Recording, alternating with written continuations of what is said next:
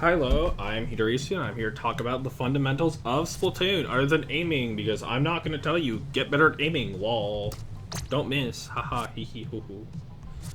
Anyways, so, the fundamentals of Splatoon are something I genuinely am surprised aren't talked about more, and this isn't just like a competitive thing, this is like everyone thing, like, if you play this game casually, you can still benefit a lot from improving your fundamentals, because it allows you to just get more out of a game that you're already playing.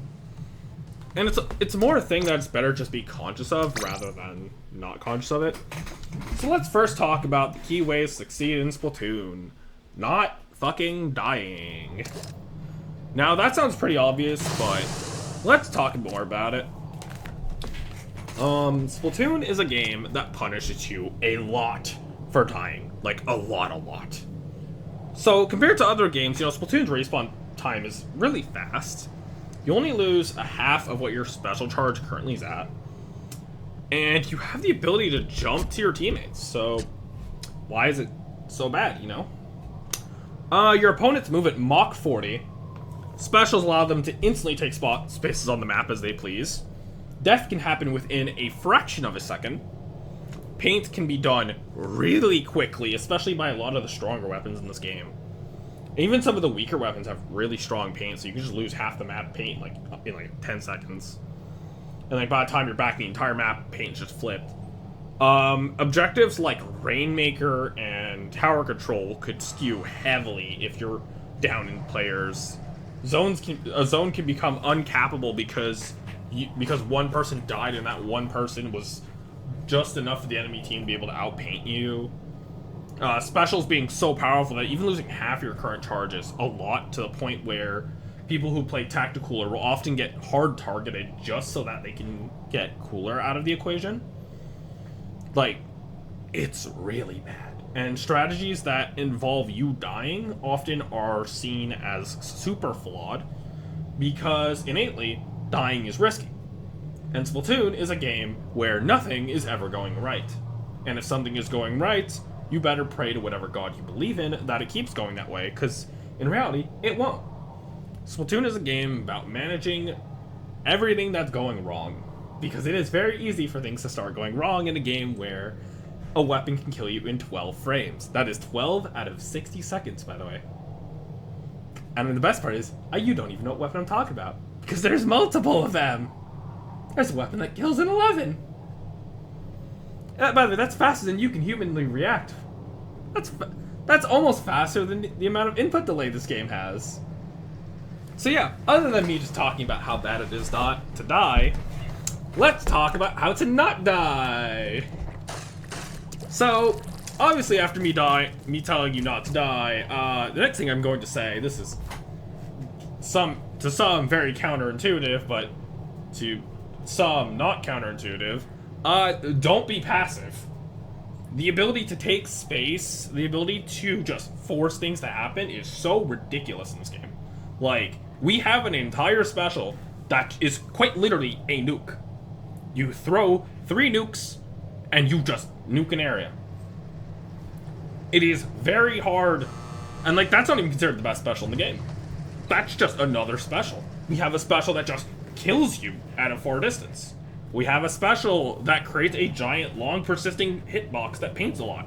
We have a special that literally brings you back to life near instantly and removes almost every penalty of dying. We're gonna talk about Cooler later, but yeah. Playing passive is very punishable in this game. And the best way to not play passive while also not dying is to learn spacing. What is spacing?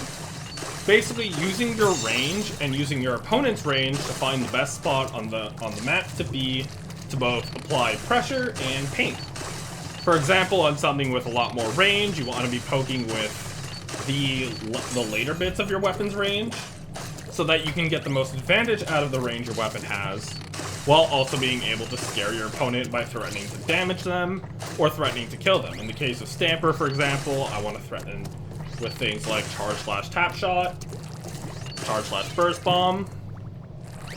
For a weapon like the Chargers or the Backlines, you'd probably want to hold higher areas on the map that give you a good vantage point over common areas.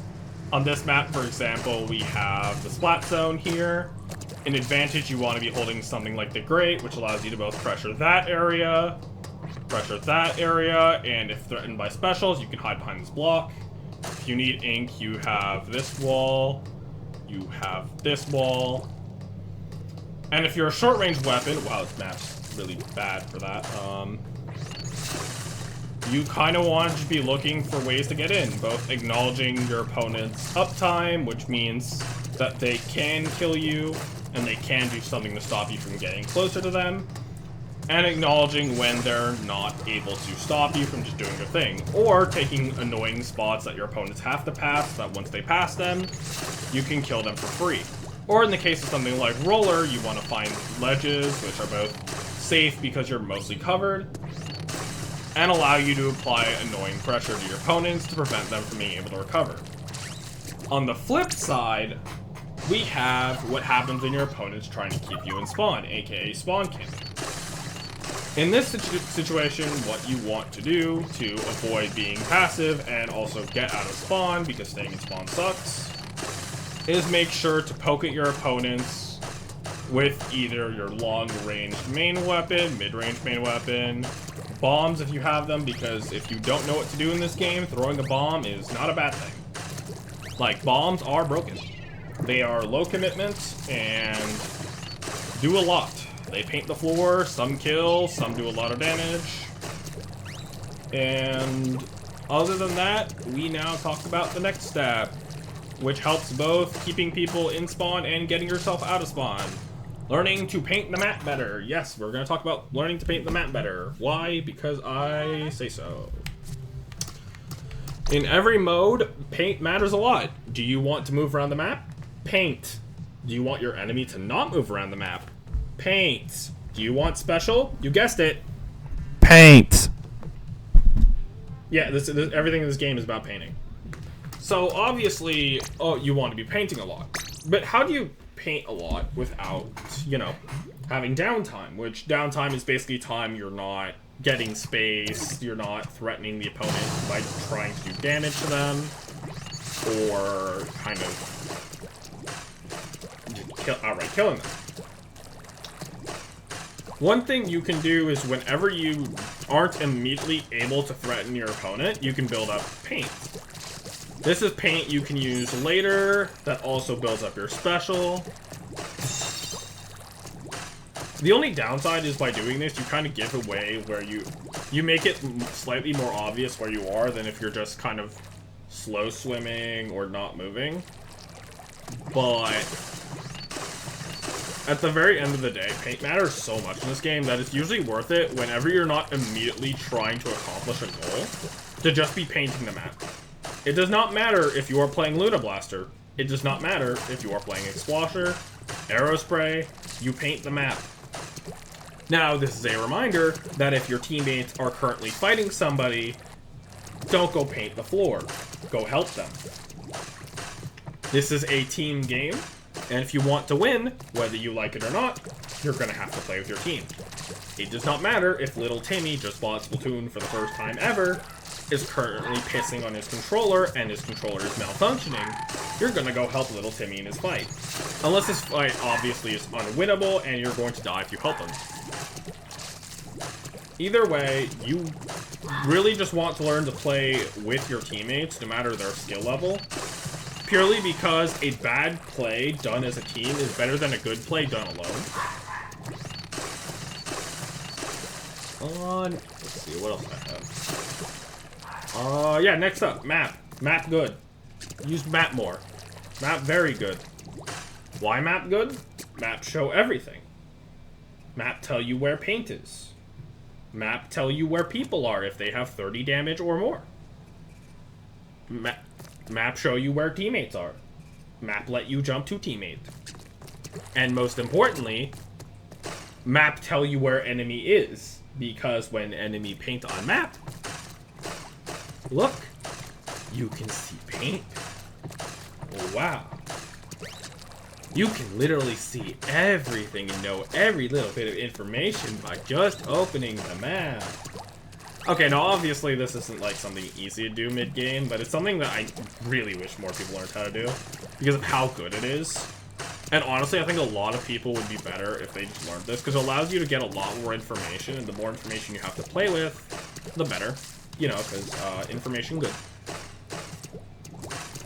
It lets you know, let's say, for example, if I'm a sniper, I see paint building up around here, and I'm over here, I'm like, oh shoot, somebody's coming.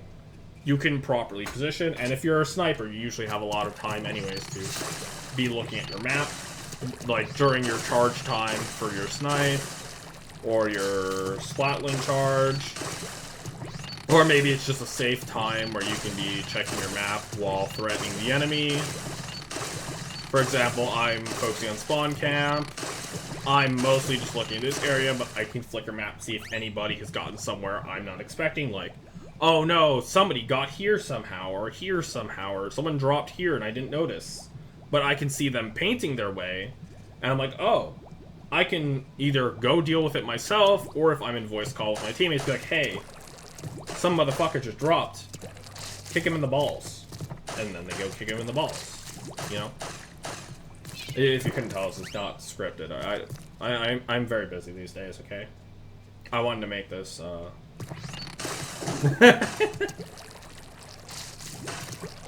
And I guess one last thing we can talk about, jumping to your teammates.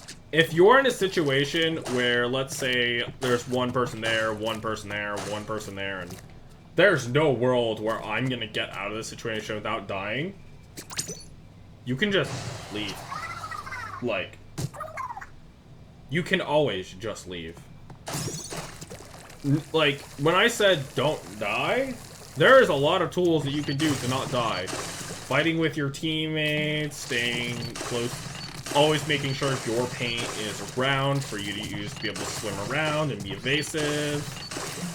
Jumping out by pressing X to open up the map, down on D-pad, then A. Or you can use your motion controls or right stick to control where this is. You can point over spawn, you can point over your teammates.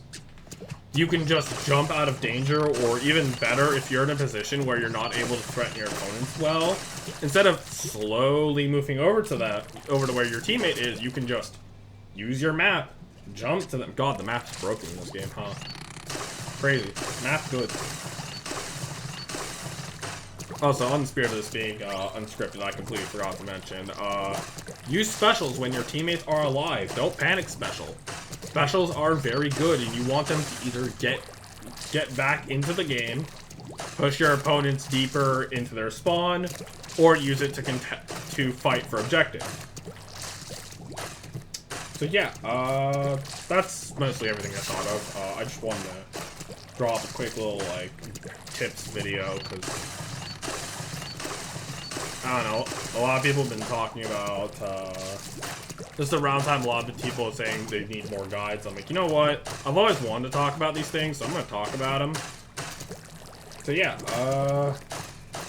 none of this advice is really generalized because I don't want to specify any weapon, and most weapons in the game can't, well, every weapon in the game can succeed by just remembering paint, don't die, and if you're a weapon that has to play really close to your opponent to do anything, just be sneaky, make sure your opponents aren't looking at where you are, and take fights where you're either guaranteed to kill them and stay alive, or able to kill something like a tacticooler, or kill something that's threatening the objective so much that enables your team. Because at the end of the day, not dying, playing with your team, and painting is the best way to win this game. Like, that is the most basic white bread and butter advice I can give you with room temperature butter. So anyways, I'm gonna stop rambling now because I feel like I kind of said everything I wanted to. There's probably more, I'm just forgetting, but if you guys want, like, any specific information on how to improve, let me know and I'll make, like, an actual proper video on it instead of me just rambling. Yeah, I hope you guys enjoyed, and if you guys have any questions, feel free to either comment on this video or join my Discord, and you can ask me directly. Like, I'm okay with people asking me questions. Like, I'm here. I answer questions. I'd say I don't bite, but I actually do. Yep. Anyways, thank you for watching, and see you guys in whatever the hell I do next.